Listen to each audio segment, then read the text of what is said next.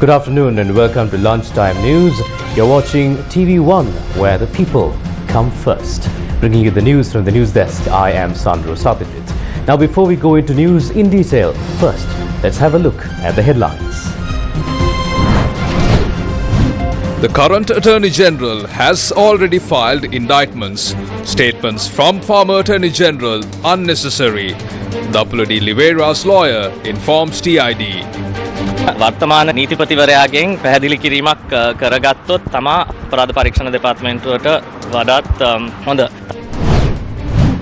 Senehasa Yatra against corruption and repression begins. Murder in Midiramulla. Sniffer dog to Karunanayakes Army Base. 36 T56 firearms seized by police.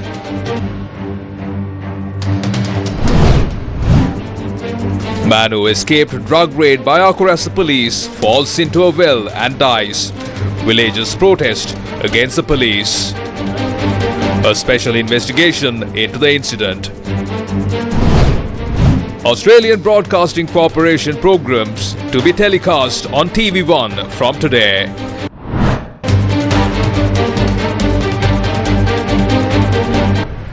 Welcome back. Now to your news in detail. Former Attorney General President's Counsel Dapula de Oliveira was summoned to appear before the Terrorism Investigation Department this morning. Now, however, the former AG did not appear and he was represented by a lawyer instead. Police media spokesperson SSP Nihal Thalduwa told News First that de Oliveira was summoned to record a statement with regard to a comment he made over 2019 Easter Sunday terror attacks. On May 17, 2021, former Attorney General Dapula de Oliveira said that a massive conspiracy was behind the Easter Sunday terror attack. He said that information by the State Intelligence Service with times, targets, places, method of attacks and other information is clear evidence there was a grand conspiracy in place. Dapula de Oliveira said that the identities of those involved in the grand conspiracy must come by the way of evidence. At around 1 p.m. yesterday, Terrorism Investigation Department had messaged former Attorney General, President's Counsel Dapula de Oliveira, requesting that he provide clarification and a statement with regard to a statement he made during his tenure as the Attorney General. He submitted a 7-page long legal objections against the summoning.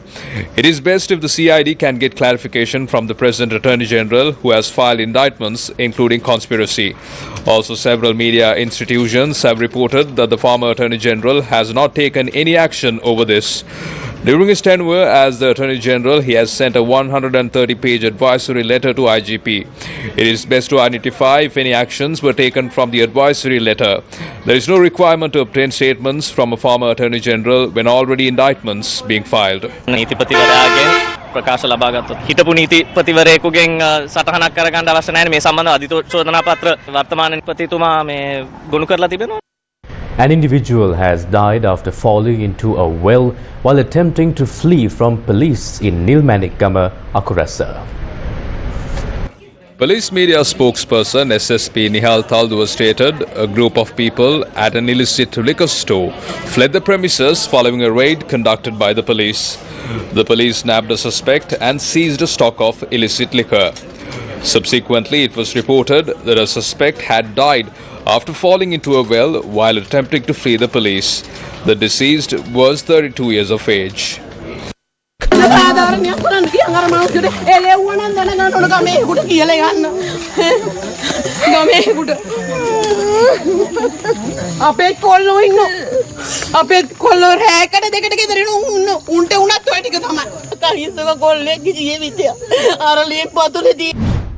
The place had sold illicit alcohol on previous occasions as well. The victim was arrested on previous occasions and there are cases under him as well. Once the OIC and the officials returned to the police station after concluding the investigations, they received a call about a person who died after falling into a well in the area where the raid was conducted. The group at the illicit liquor store had fled the area during the raid and police believe the victim fell into an unprotected well while fleeing from the police.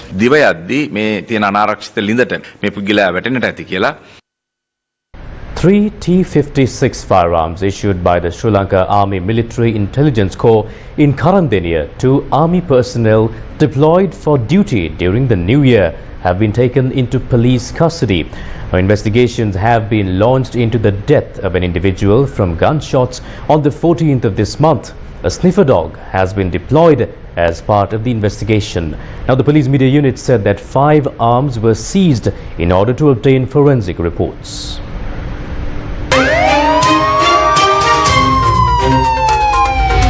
Crime Watch.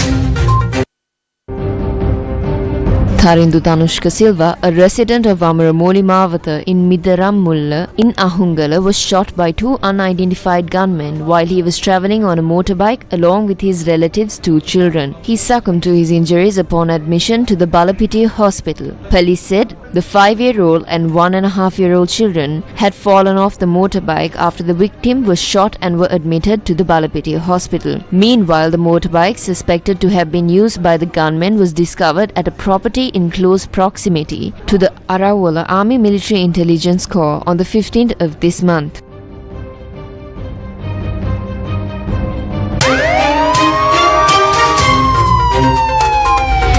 Crime Watch. The Senehase Yatra, organized by the National Movement for Radical Change, started today in 5 different locations of the island. The Senehase Yatra is being organized under the theme "Let's Fight Against Corruption and Oppression." The group, including the representatives from the National Movement for Radical Change, commenced the tour after invoking the blessings of the Temple of the Sacred Tooth Relic, Kandy. Thereafter, signatures from members of the public were obtained opposite the George R. D. Silva Udyana in Kandy.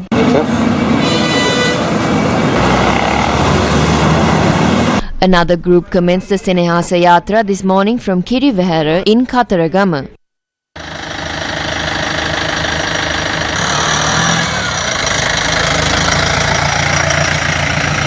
The Senehase Yatra also began from Madhu and Batiklo under the theme "Let's Fight Against Corruption and Oppression." Senehase Yatra is expected to reach Colombo on Friday, following which rally is scheduled to take place at 6 p.m. at Hyde Park.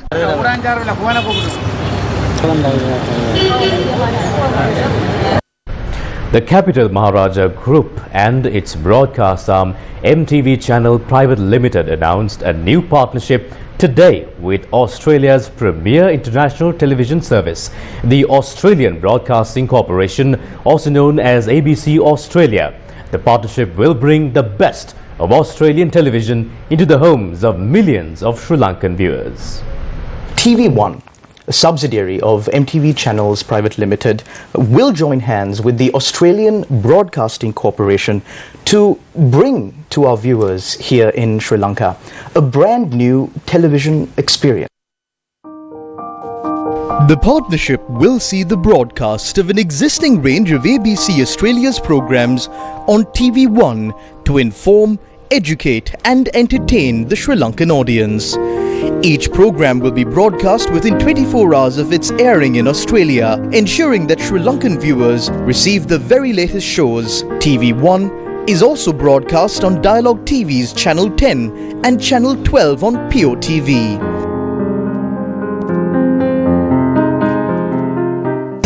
I'm really pleased to be here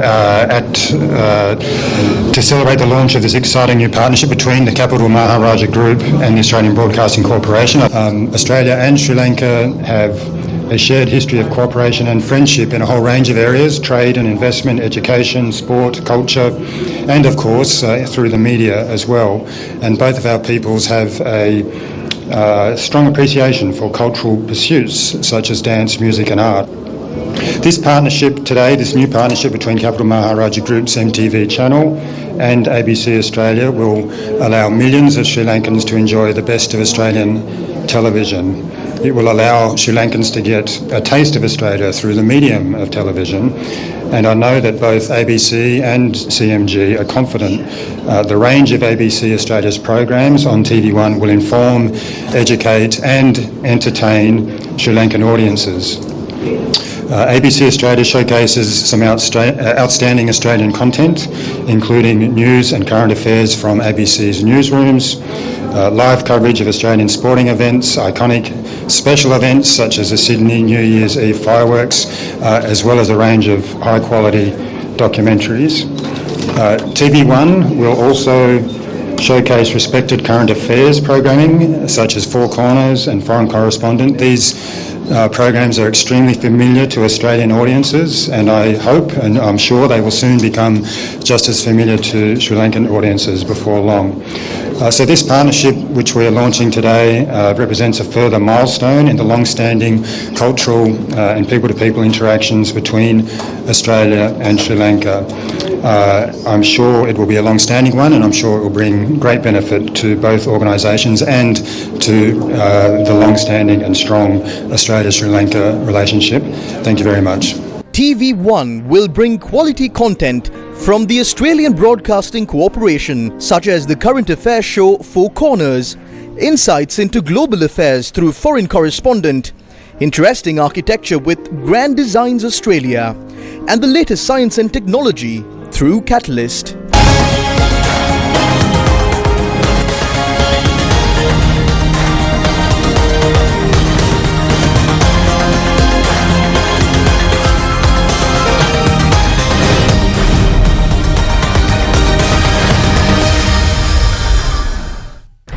Now, in some tragic news, the final rites of the mother of former Minister Ravi Karunanayakes is set to take place this evening.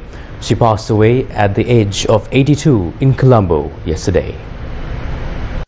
The remains of the late Kami Karunanayakes is currently lying at a private funeral parlour in Colombo. She is the wife of the late Tissa Karunanayakes. She was receiving treatment at a private hospital in Colombo at the time of her demise. Many politicians paid their last respects to the mother of the former minister. The final rites of the late Kami Karunanayakes is set to take place at 4:30 p.m. today at the new crematorium in the Borella Cemetery. Two suspects believed to have drugged patients who visited clinics at the Colombo National Hospital and stolen jewelry and cash have been arrested by the police.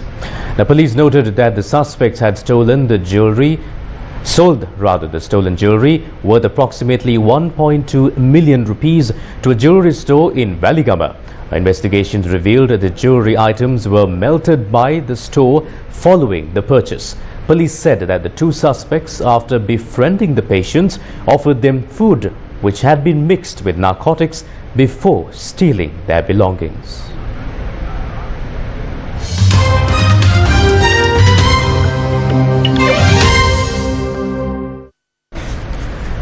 Now on to some news overseas. According to state media in the North Korean leader Kim Jong-un has said his country has completed the development of the first military spy satellite and ordered officials to proceed with a planned launch. The state's KCNA news agency reported on Wednesday, Kim, who was visiting the country's National Aerospace Development Administration, said developing reconnaissance capabilities was a priority to counter threats from the United States and South Korea, and that several satellites were necessary to firmly establish an intelligence gathering capability. Kim urged the deployment of satellites as scheduled but did not elaborate on the launch date. In December, North Korea conducted what it called an important final phase test for a spy satellite and said it would complete preparation for the launch by April. Kim said, quote, securing real-time information about the hostile forces' military scenario is the most important task, end quote. Meanwhile, a landslide during a thunder and lightning storm on the main road through northwest Pakistan's Khyber Pass buried more than 20 trucks on Tuesday, killing at least 2 people with dozens more feared trapped. Abdul Nazir Khan, Deputy Commissioner of the Khyber district, told foreign media 20 to 25 containers are buried in wreckage and the wreckage is quite extensive and our rescue operation is continuing with heavy machinery. He said 2 Afghan citizens had been killed and authorities were trying to recover the bodies. 3 other people had been taken to hospital and the number of casualties could rise. The landslide took place in early hours of Tuesday on the main route connecting to Pakistan with landlocked Afghanistan, a major transit point for trade between South Asian nations and onto Central Asia. The winner of a major photography award, Sony World Photography Award 2023, has refused his prize after revealing his work was created using artificial intelligence. German artist Boris Eldagsen's entry entitled Sudanesia, the Electrician, won the Creative Open category at last week's Sony World Photography Award. He said he used the picture to test the competition and to create a discussion about the future of photography. Organizers of the award told foreign media Eldagsen had misled them about the extent of AI that would be involved. In a statement shared on his website, Eldagsen admitted he had been a, quote, cheeky monkey, unquote, thanking the judges for, quote, selecting my image and making this a historic moment, unquote. This was while questioning if any of them knew or suspected that it was AI generated. He said that AI images and photography should not compete with each other in an award like this. He further said that they are different entities. AI is not photography. Therefore, he said that he will not accept the award.